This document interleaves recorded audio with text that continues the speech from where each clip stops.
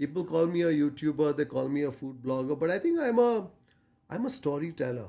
I mean, I don't look for trending things, Yeah, yeah, Brian. I just look yeah. for classics. I look for traditions. I Mm. look for ways of life. I Yeah. want ways of lives to be preserved. But when I look at generations down the line, with people getting busier, I think the room for traditional food in homes Mm. is reducing with every generation, Mm. right? So Mm. if you think of what your grandma would make Yeah, yeah, versus what your mom would make yeah, versus what you could possibly make in your home yeah, to, let's say, what those that come after you will make, things are getting lost. yeah. But I feel that these traditional places Mm.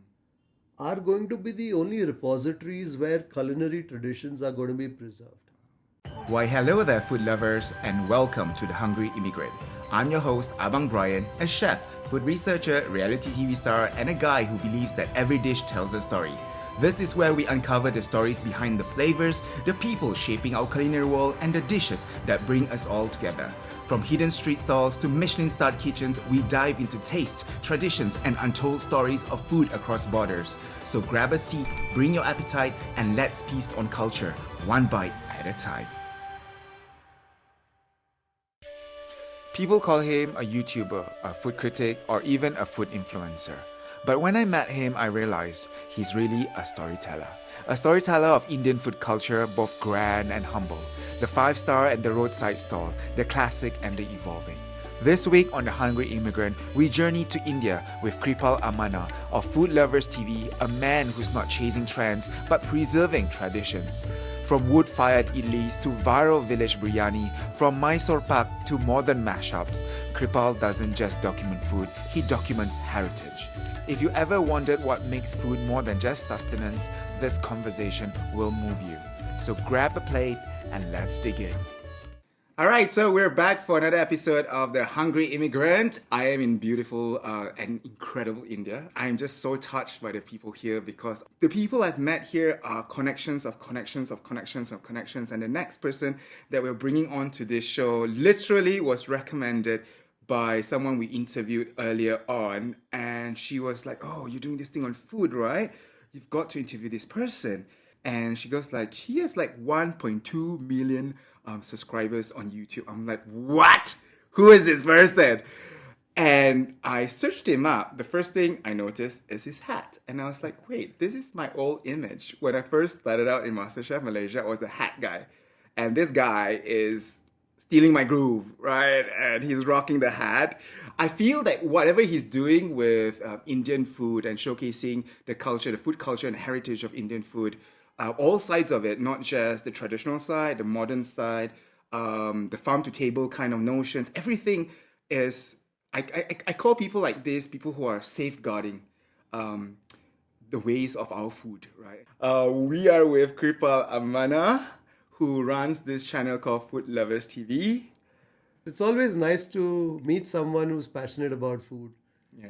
And so when I heard about you, I said, you've traveled all the way from the US, Malaysia to Bengaluru. The least I could do was cover a few kilometers and have this chat with you. I heard you came back from a shoot. Yes, I was in Kerala Okay. just filming over the last 4 or 5 days, and I was in Jaipur just before that in Rajasthan. Right. India is a big country. It's a big country, and I think you're not contented with this India because I saw a recent posting with a YouTuber from Thailand. Yes, Was he from Thailand? Yeah. Yes, I was filming with Mark Wiens. Yeah. I did a bit in Phuket and then in Bangkok as well.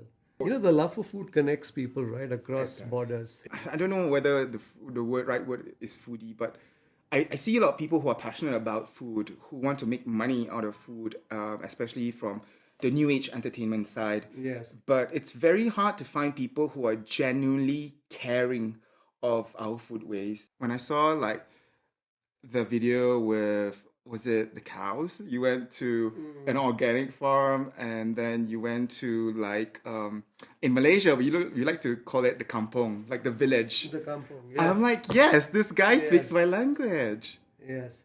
But yeah, for our global audience who have not subscribed, Food Lovers TV, subscribe to Food Lovers TV. But tell us, who is Kripal Amanna? How did you get here?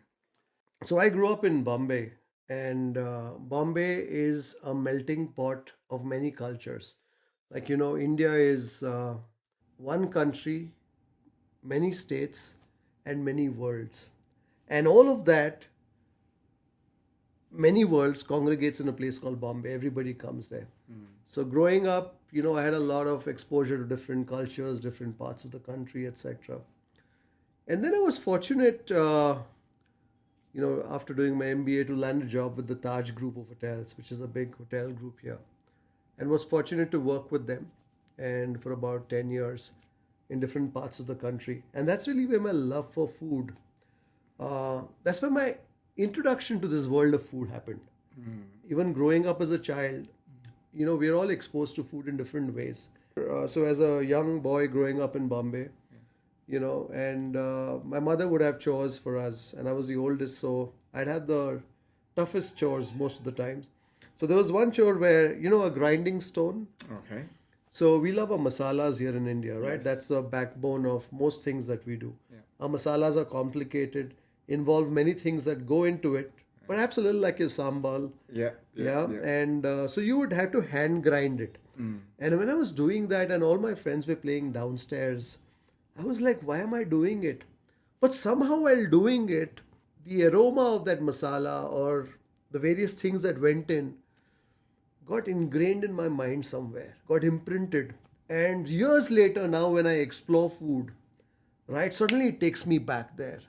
So there have been many things like this when I was growing up that kind of got me involved with food, but I can't really say I was passionate about food. I mean, I was involved with food.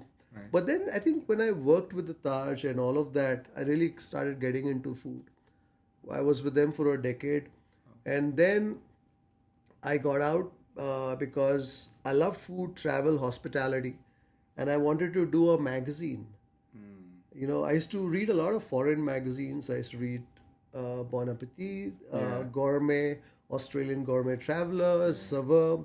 And these are magazines that you wouldn't get back in the country, I mean, and I'm talking about the early 2000s, and I would kind of somehow get friends to send it to me, bring it back. And then I said, why don't I do a magazine?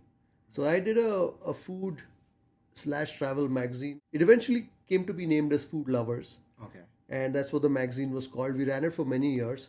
But about 7 or 8 years ago, I realized that print was not the way forward. The world was going digital. So I said, let's go digital. Back then, I'm talking about I think Instagram wasn't even on the scene. There was only Facebook back then. Instagram was just about coming up. YouTube was there. So I said, one of the things that gets consumed is videos.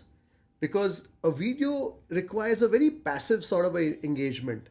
Right. You don't even have to turn a page, right? So I said, let's create videos. So we set up a video team. And at that point, I wasn't in front of the camera. So I would work with hotels, restaurants, chefs, create these, sort of commercial video segments with them, do a lot of real world experiences. I used to stage many events. My biggest event was for 400 people. My smallest event would be like a 10-course food and wine dinner. And I've done many of those. And alongside, we built our video team. But about 4 or 5 years ago, I said, all that is fine. All this work that we were doing in the hotels, fine dining space. I said, but I want to tell those stories that are not being told. Today, everybody is going into local. Everybody is going to that little village, the kampung, as you call it, back in Malaysia. But back then, that wasn't the case. Everybody was only focusing on the celebrities, on the ones who were already being written about. But I felt that the real stories were in those little places that nobody had ventured to. So one fine day, I decided I'm not going to do any more commercial work. I put my team of 2 cinematographers in my car, my production assistant, and I said, let's go. They said, where are we going? I said, we're going to Mangalore. I was born in a place called Mangalore. It's a coastal city here in Karnataka. And I went there and we just began filming. And I would never appear in front of the camera till that point in time. I would write the storyboards, I would do the scripting, I would tell chefs what they could speak about. So I still remember, I told my team, we reached Mangalore, I said, be ready at 9 tomorrow morning. We're going to film. And they're so used to working in 5-star environments, fine dining restaurants. So So they said, which hotel are we going to film in? I said, no hotel. We're going to find the smallest place we can find. They said, which chef? I said, no chef. I will tell those stories. And that's how I just, from behind the camera, from being the producer or director of the many shows that we would do on Food Lovers TV, I came in front of the camera and started telling those stories. So that's really what happened. And sometimes when you do things with honesty, with a certain intent, I think people tend to connect to it. So as a YouTube channel, we existed since 2016 or so. Whatever we would do, commercial work, we would put that on YouTube, just as a library of sorts. But it never really went anywhere. But the moment we did this show, that's when I learned what viral content is all about. And so that's been the journey. I mean, people call me a YouTuber, they call me a food blogger, but I think I'm a storyteller.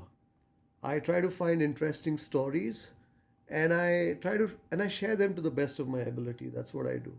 We've literally traveled 100 kilometers just for a breakfast, but to showcase something really special. So I have so many leading up questions to that. I've met so many people, Yes. including bloggers, including content creators, including...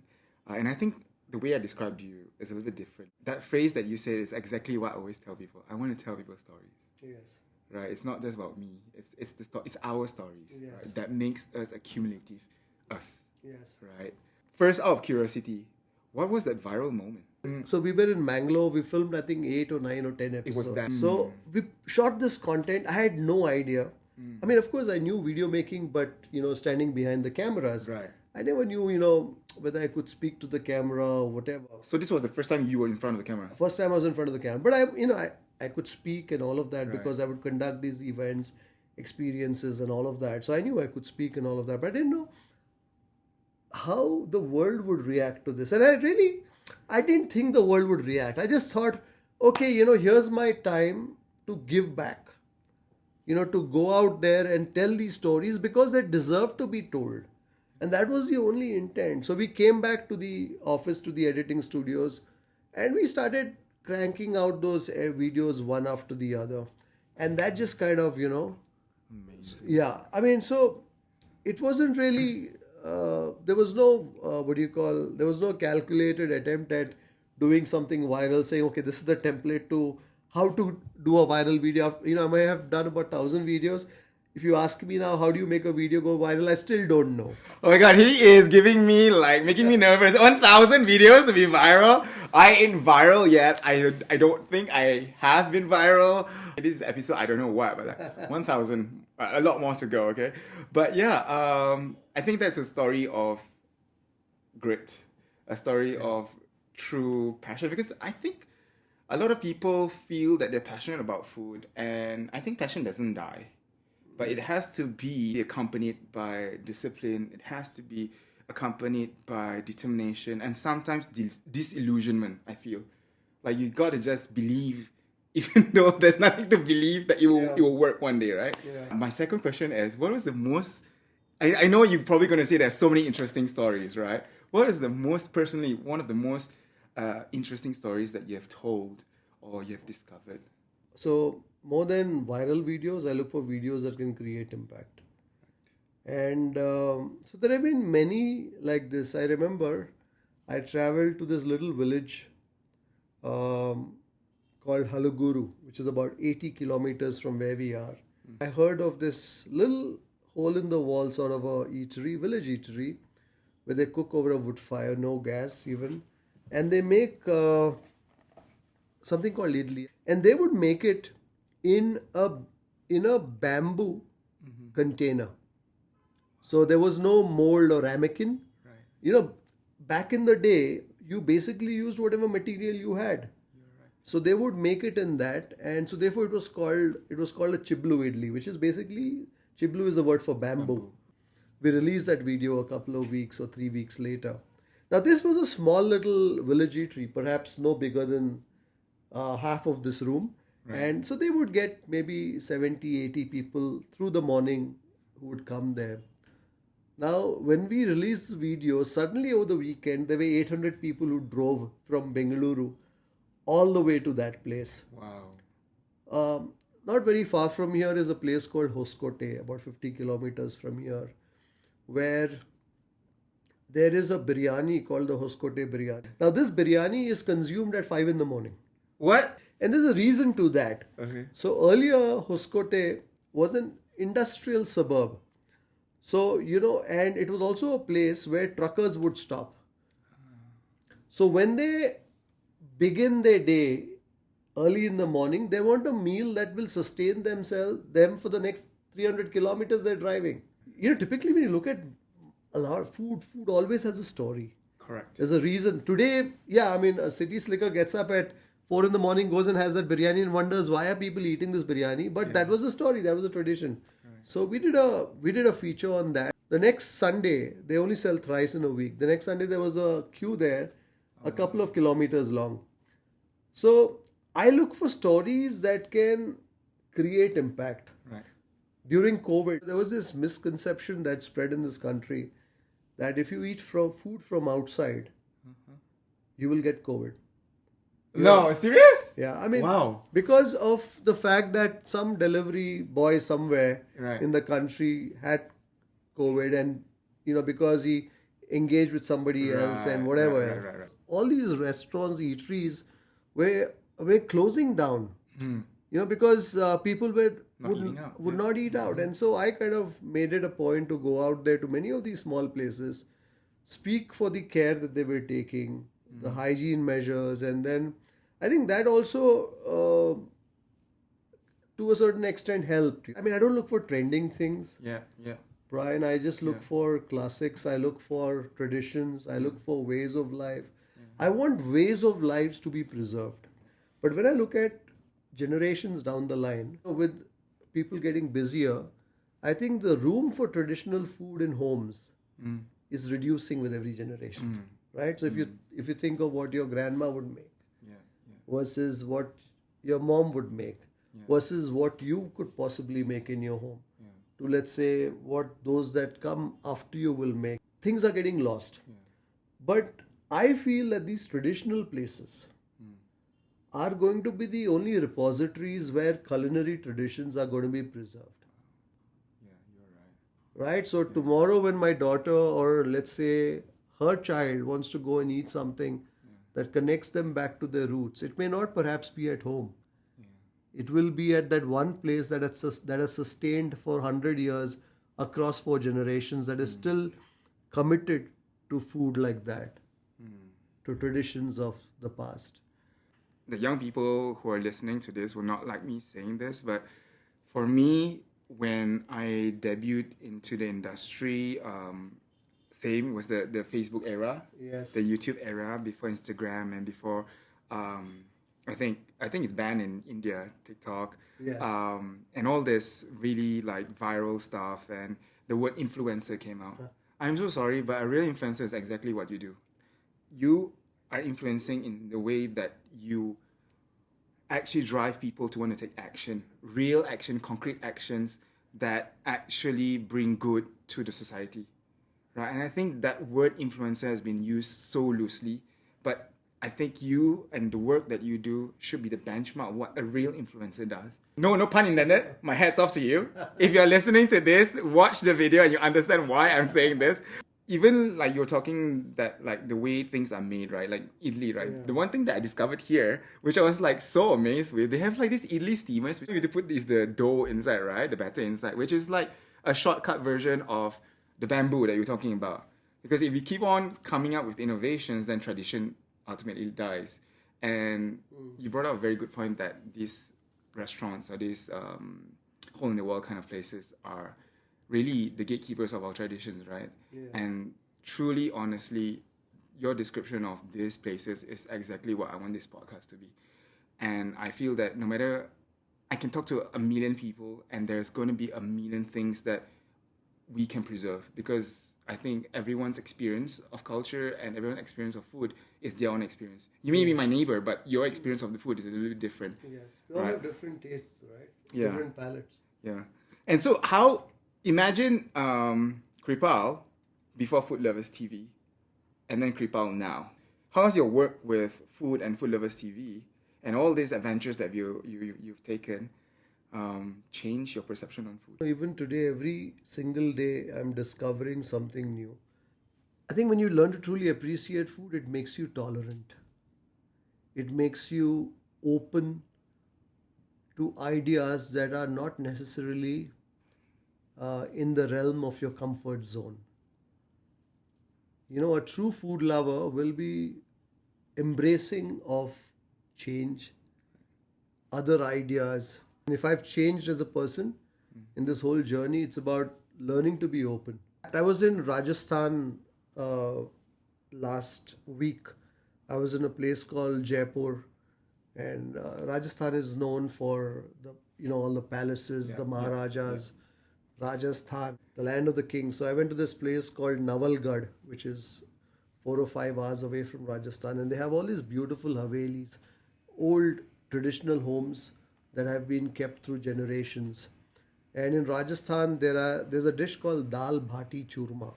It's basically a traditional dish which is made of wheat, and dal is lentils, Right. and then there is a little sweet thing that is served with called churma. Now, I was enjoying this dish in one home over lunch, and then the same day, a lane away from this home, I was having dinner. Same dish, but a very different interpretation of it. So I think that's the beautiful thing about food. Like a biryani, right? There are so many ways a biryani can be done. And just because you may do a biryani in a particular way doesn't mean the other 999 ways in which it can be done are wrong. Right? So that's what I mean by saying that when it comes to food, it's really made me very open, very accepting of all that I see. I'm very curious. I always want to know what's happening. My wife tells me you ask too many questions. I'm like, yeah, but that's, if I don't ask those questions, and the other thing is I go in knowing nothing. Right.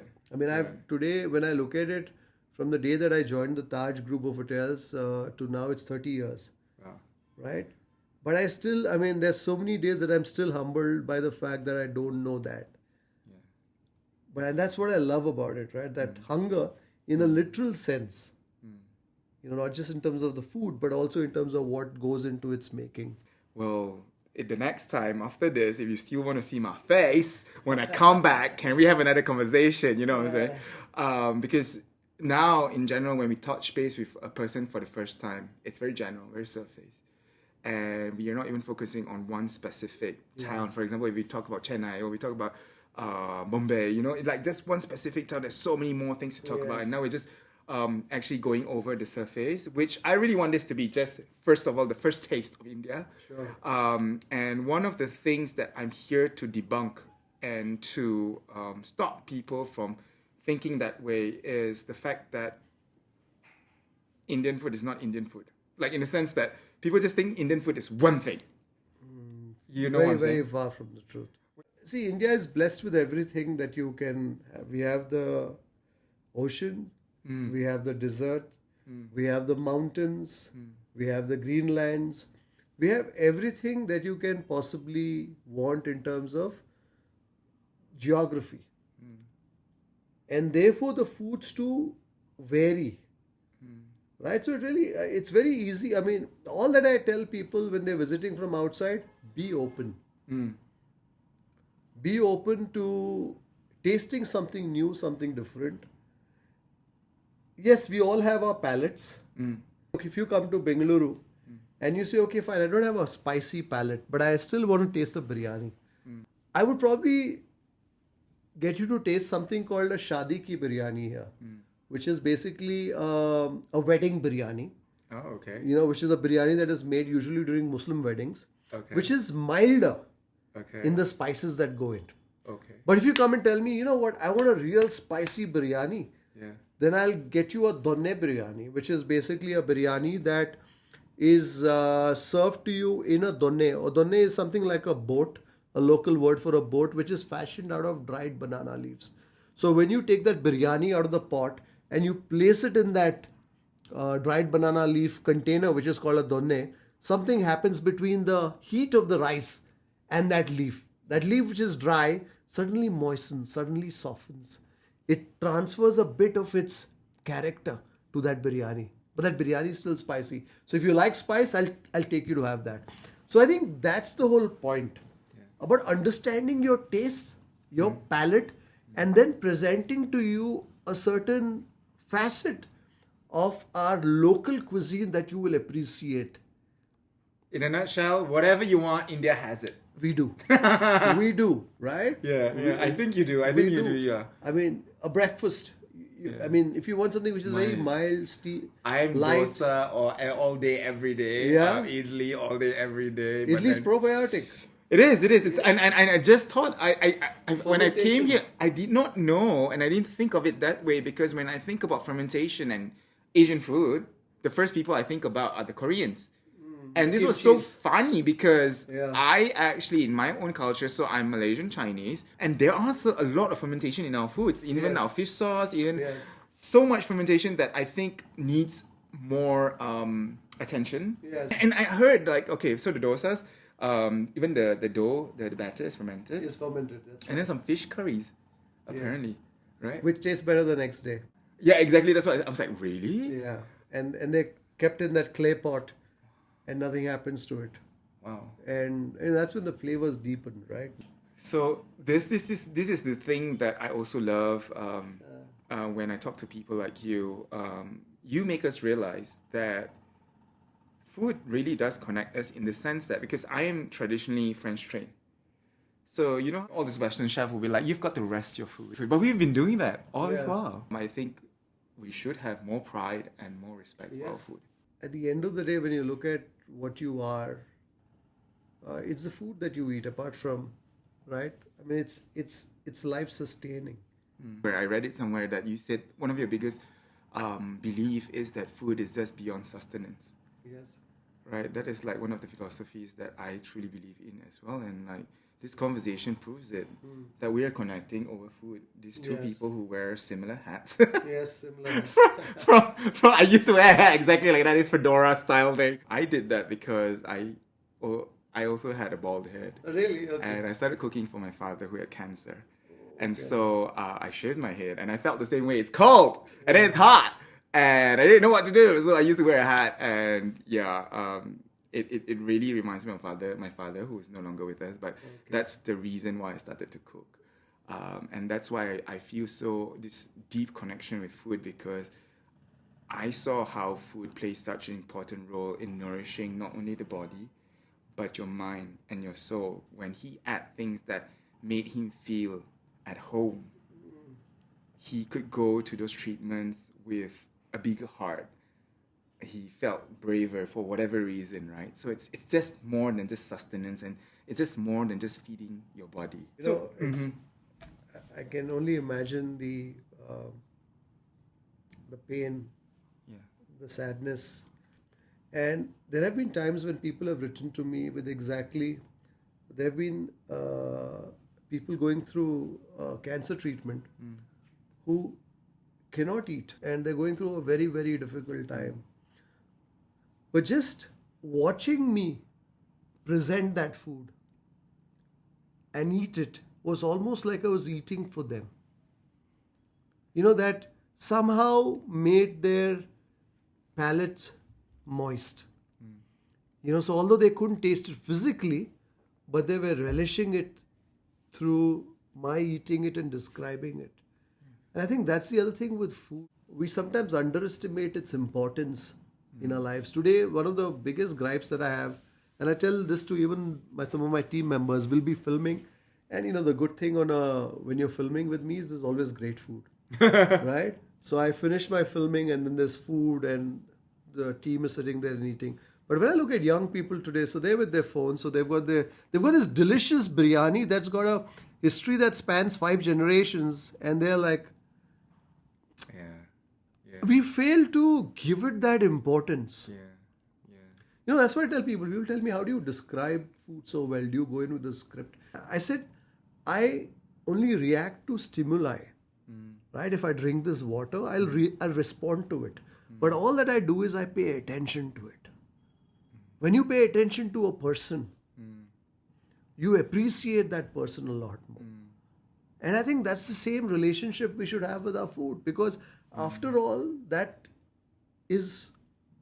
that's what gives us energy. It's so meaningful, and I like to capture moments like this because I think segues are where you find the gems. But okay, let's go down to our culinary heritage, or like Indian culinary heritage, right? Just maybe name one technique or cooking technique or ingredient that you feel needs more attention because you feel that it's disappearing. So there are certain dishes that are very popular. Yeah. Like everybody who comes here knows what a dosa is, knows what an idli is, knows what a biryani is. Yeah. But do you know what a jola da roti uta is? So it's basically a jawar. Jawar is sorghum. What I wish is that as a country, or let's say as a state even, we have so many different cuisines, right? But there are some cuisines that for whatever reason, because people have traveled with that cuisine, that tend to be more popular and that get all the limelight. But there are so many more interesting places that are lurking just beneath the surface, which are not finding as much attention. That is one. The other aspect that I feel is that what we are losing out, I don't think we're losing out on techniques, etc. Yeah, sure, the techniques have modernized. What was a chiblo idli today is a steel katori, a steel ramekin. But that's from a perspective of convenience, right? I mean, the bamboo thing, I don't think anybody in today's time has the patience to do that, clean that up once you're done with that, right? So it's kind of transformed into a steel ramekin. But I think what is happening is that our focus on regional food, our focus on when we should eat food, there was in Karnataka, there's a certain time of the year where there's a fishing ban. Because you want to allow the marine stock to spawn and multiply, right? And that's also a time when they would say that typically you should not eat fish. Right. You know, it's also the monsoons or whatever else. But today what we've done is we will overfish before that period, keep it in our cold storages, and then also consume it through the... So I think the concept of seasonality, you would eat food traditionally. I mean, if you look at traditionally, you would eat food that was in your circle. Proximity, and you would eat food based on seasons. There was a reason why that food was eaten during a certain season, because it was good for your body. But today I think all that is a little lost. All that is a little lost. And I think, I don't know if it'll ever come back, because today everything is easily available. No? So one of the, not new, but like one of the ideologies that always get I wouldn't say unfair treatment. I don't know whether I'm for it or against it. So just the term itself can drive people in the industry crazy for chefs. The word fusion food is a topic that is very controversial in certain ways, right? Certain people believe in it. Certain people believe that fusion food is destroying tradition. Fusion food is just not necessary, right? We're just playing with things that should just remain the way it is. So what are your thoughts on fusion food? So, to some people, of course, fusion means confusion, right? See, fusion for the sake of fusion,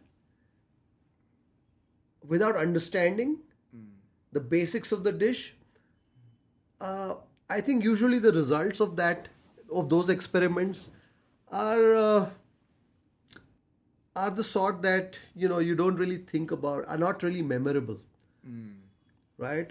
But I think when you understand food, I think, let's say even if you want to make an attempt at fusion, I think you need to understand perfectly well the underlying dish.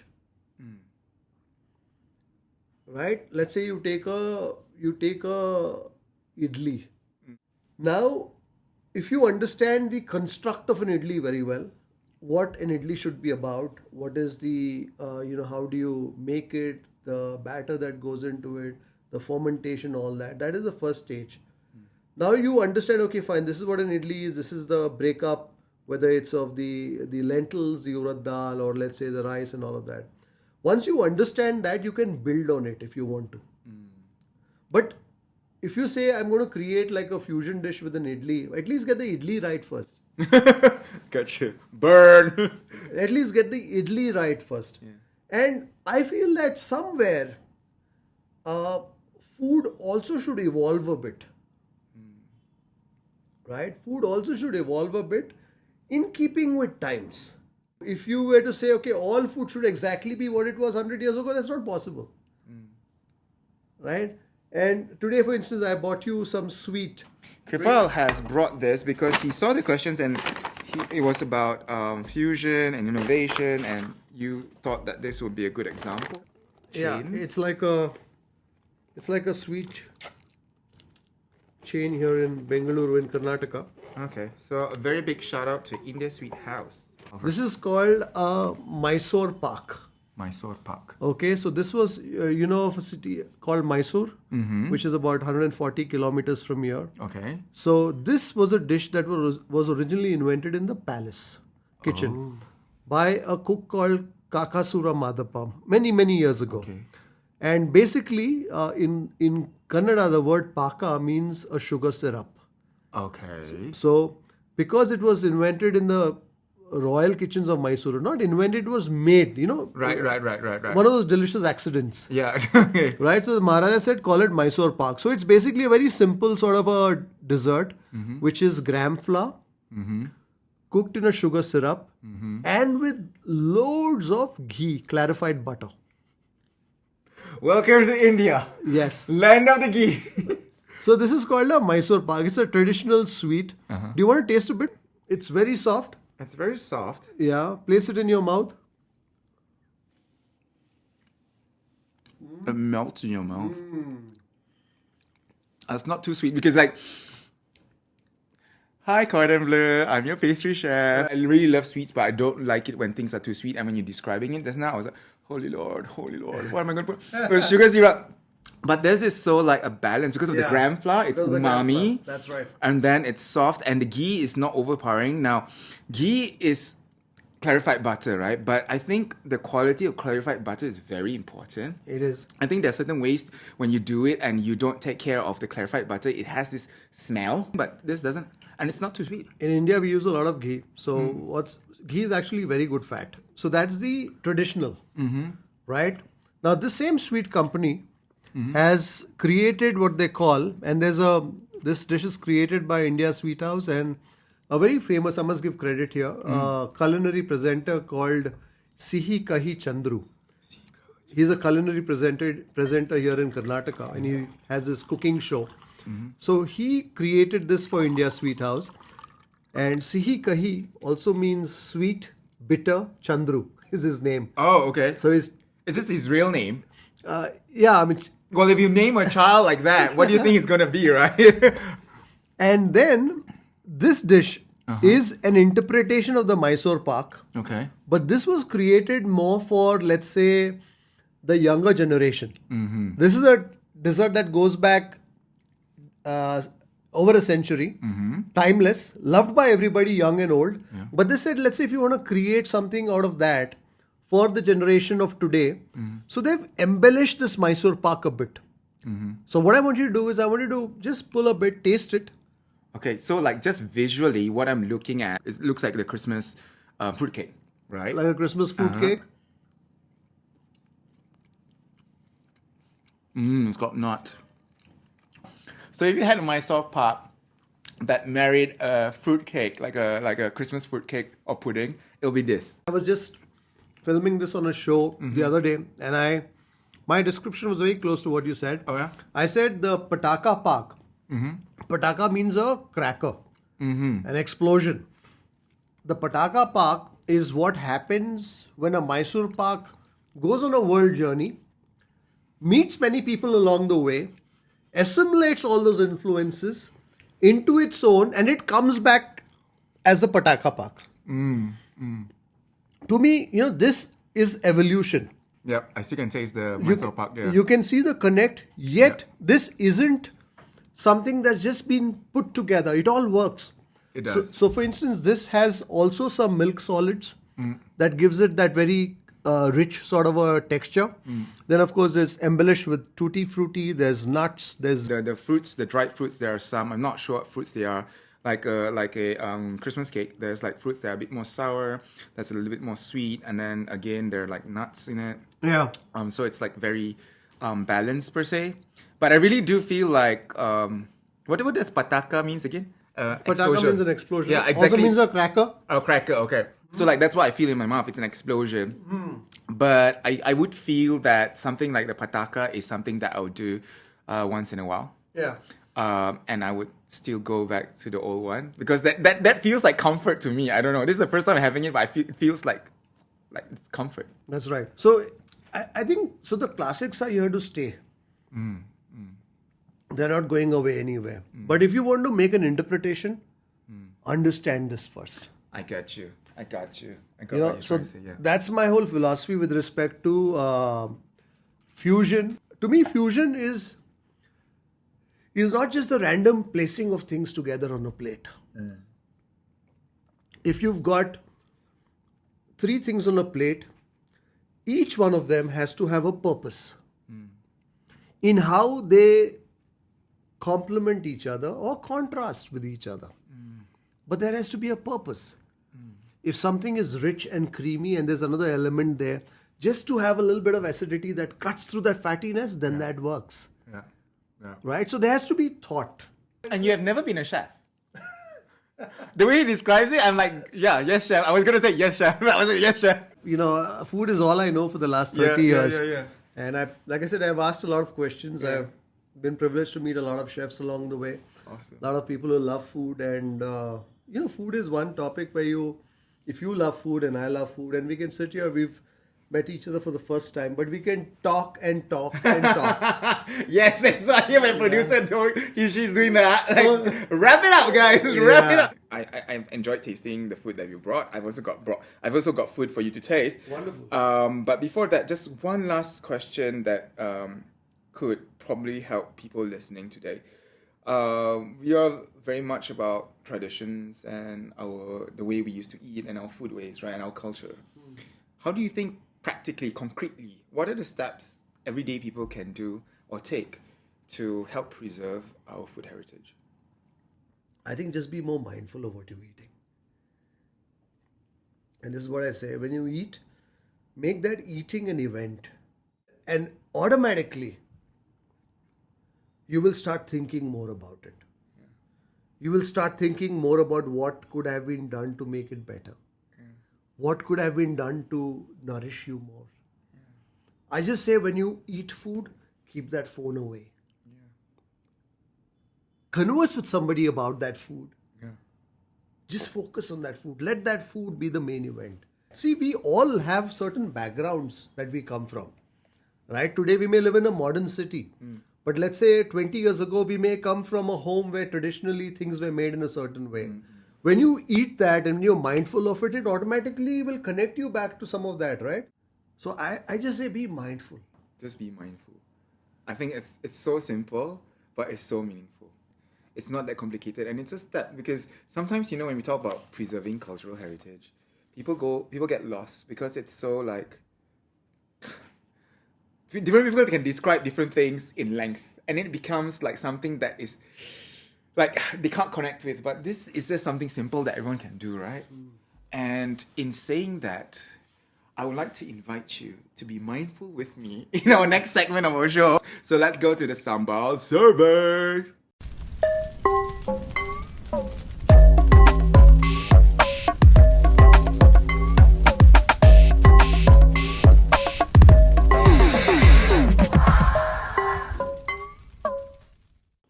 Alright, so this is the Sambal Survey where I travel the world with 3 different sambals. One is made by me, one is made by probably the most popular food influencer in Malaysia at the moment, who produces it mass, and one is made by a nasi lemak chain.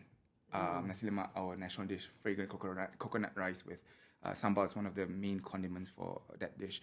So what we're going to do is we're going to just take one of those mini papadums and take a little bit of sambal and just taste the sambal. Okay. I'll be blindfolding myself so that I'm impartial. So you could help me just put a little bit of the sambal on the papadum and give it to me, and then you take some and then we'll taste it and say what we feel, right? Okay. I like your eye mask. He's like, "Are you gonna make me wear that?" I'm like, "No, I don't embarrass my guests. I only embarrass myself." Wait. Okay, let's taste it. Let's go for it. It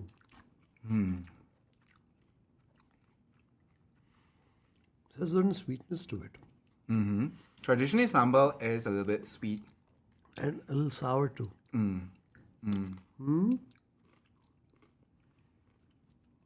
Quite interesting. Garlic, I think this one is okay. It's not too spicy.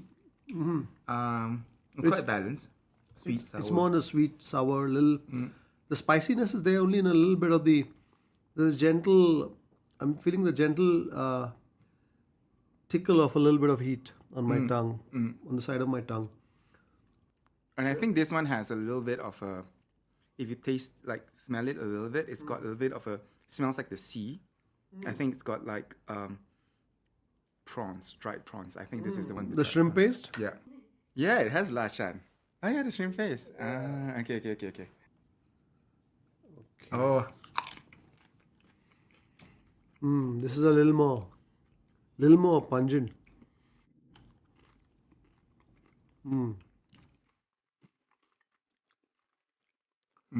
This is definitely a lot more on the attack. Spicy. Yeah. The first one was shy almost in comparison. This is like the boisterous chap who hits the dance floor. Yep. Yeah, doesn't need more of an excuse. This is spicy. Yeah, this is very spicy. But this is also sweet. It has fish notes also, I think. Yeah. Okay, the next one. Last one, yeah. Okay.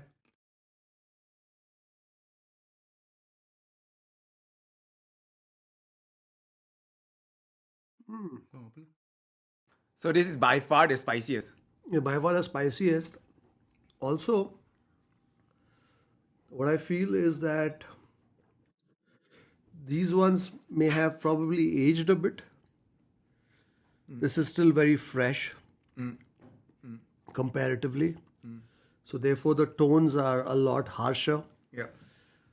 In the first one or two, I could feel the chili on the side of my tongue. Here it's like center stage. Yeah. So like this one is the one thing that I can tell you what I taste is fresh chili. So the difference in like the aging is because of the chilies that they use. Those two, the ones that you said is aged, is because they use dried chilies. So that gives the aged kind of feeling. And then also because of both of the first ones, I believe, have a little bit of shrimp paste, a little bit of anchovies also. They crushed it. The last one is you just only taste freshness, right? You don't taste any umami. I taste more the heat. Yeah. And for me, a sambal should be something that is, for me, not too spicy. It has to be something that I can eat every single day. That's With what, a nasi lemak? No, not with nasi lemak, with anything. Yeah. So like how you guys have dal, you eat dal with anything, right? We eat sambal, we can eat sambal with anything. Like it just, for example, the most simple dish would be just white rice, steaming hot white rice, a fried egg, some ketchup mayonnaise, and some sambal. And that's a meal. So to us, the sambal equivalent in our cuisine is the pickle. Like the achar. Like the achar. So that is a sambal. Because you would only take a little bit of the sambal, right, with every meal. Yeah. And just maybe draw a little bit of... No, it depends on the people. Some people will take the sambal and mix it with the whole rice with it. So that becomes the spice for that. Yeah. So yeah. Anyways, we've tasted all three sambals. Which one is your favorite? The first, second, or third? So the third, I think, was a little too sharp for my palate. I quite like the first two. I think they were like...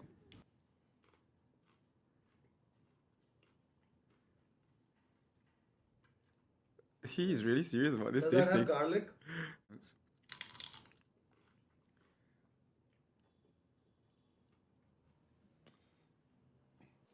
I think this probably makes the most impression. Okay. So, if you want to know whether Kripal actually chose my sambal, if you are actually listening to this podcast on Spotify, you can just, if you're listening in the car, please stop the car. And there's actually a video that's attached to this podcast. Just watch it and see whether he picked mine. For those who are listening on other platforms, please check out our YouTube video. And yeah, I guess we've come to the end of the show. I'll not let you know, so I'll force you to watch our YouTube videos as well. I want to say thank you so much. I know you have been traveling a lot, and yeah, you are probably someone that I would want to be when I grow up. You've been doing it so much longer than I have. I have so much respect for the work that you do. And actually, people like you are the inspiration to people like me and us starting out what we are doing. So thank you so much for taking your time. Again, maybe you could share with our audiences how they can catch up with you, how they can watch your videos and your channels and everything else. Well, look us up on YouTube, on Food Lovers TV. I'm also on Instagram. My name is Kripal Amanna. You'll find me on Instagram too. And do subscribe if you're watching it. He says he's not an influencer. All right, so I got to do a bit of that, right? yeah, thank you very much. I'm learning that gig. You are. I think Yeah. you already have it with you. Like it's in your blood already. Thank you, Kripal, Thank you for very joining much. us. Thank you and very much. Sharing so much about Thank you. where Thank you come so from. much. For everyone who is listening, as usual, before I close the show, I would always invite everyone to keep their plates adventurous and their hearts open. This has been another episode of The Hungry Immigrant. My name is Abang Brian. Terima kasih and thank you for joining us on another culinary journey. Just by tuning in, you're already helping us to keep our stories, our flavors, and our heritage alive. But the reality is, our culture is fast disappearing. And when we lose it, we lose a part of who we are. So if this episode resonated with you, I have just one small favor to ask. Hit that subscribe button and share this show. Talk about it with your friends, your family, or anyone who loves food, culture, and all the stories that bring us together. Let's keep these traditions alive, not just in history, but in our kitchens, our conversations, and our hearts. And don't forget to follow us on Instagram at Hungry Immigrant and my personal account at Abang Brian for behind-the-scene moments and extra bites from each episode. I'm Abang Brian, reminding you to always keep your plates adventurous and your hearts open.